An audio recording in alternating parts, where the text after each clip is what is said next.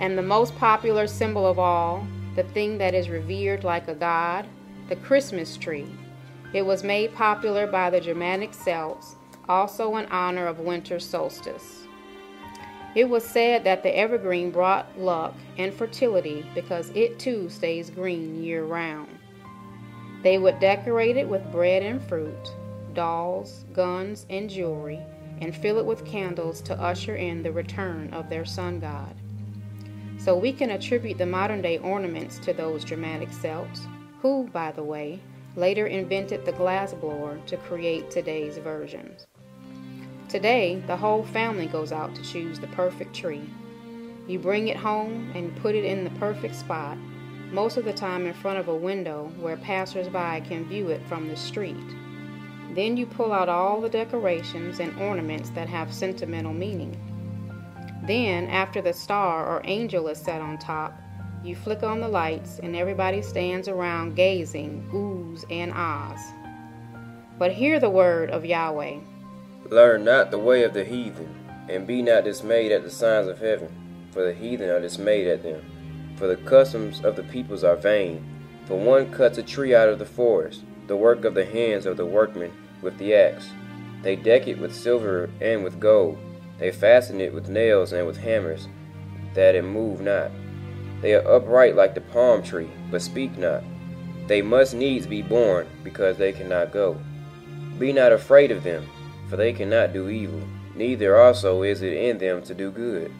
But they are altogether brutish and foolish. The stock is a doctrine of vanities. How many of you knew that the modern-day Christmas tree was spoken of in the Bible with the commandment not to follow such wicked customs, the customs of the ungodly? So if Christ was really the reason for the season, do you think Yah would speak against it?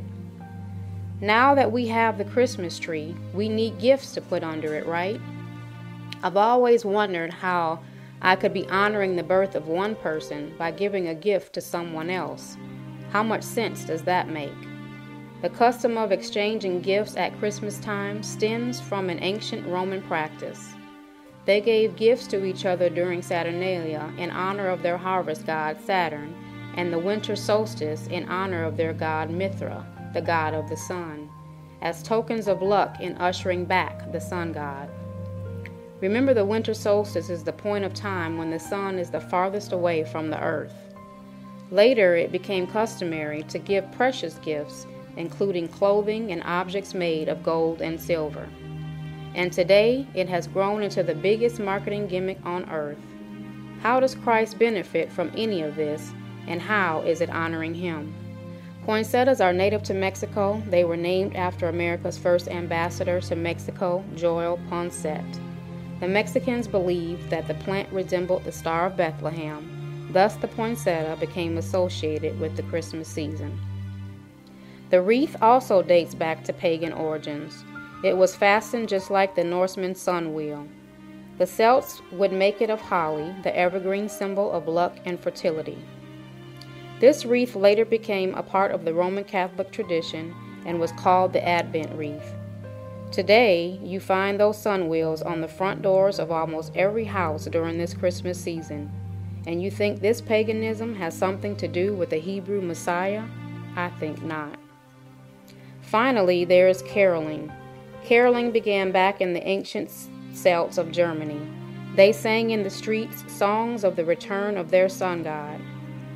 Later, when Christianity latched on, they simply adopted this custom along with all the others and began to go caroling from door to door. Today in America, the closest we come to caroling are the Christmas choir concerts that are presented from major theaters or children's schools. There are all kinds of symbols that have always been associated with pagan worship. Keep in mind that these traditions date back thousands of years before the birth of Christ and have nothing to do with him.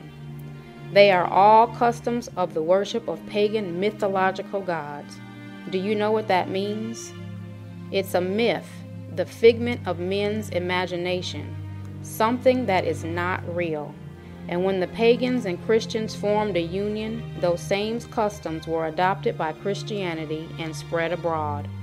The symbols of Christmas that are so prevalent and familiar to all of us are the continued worship of those same mythological gods celebrated at the same time of year. Yahweh said, "And go not after other gods to serve them and to worship them, and provoke me not to anger with the works of your hands, and I will not do you no hurt."